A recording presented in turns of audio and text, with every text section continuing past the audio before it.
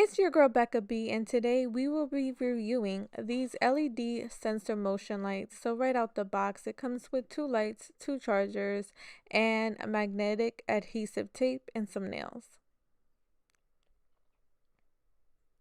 So this LED light has three settings: on, off, and auto, and it's dimmable, so you can adjust the level of brightness. So let's plug it in to charge it. When it's charging, it is red, and when it's ready to go, the light will turn green. Now it's time to install these LED lights. I chose to install it in my bathroom, and installation was pretty easy. All you had to do was take off the adhesive tape and place it where you want. Now for me, I did this under my bathroom sink because at night when I gotta go to the bathroom, it is dark.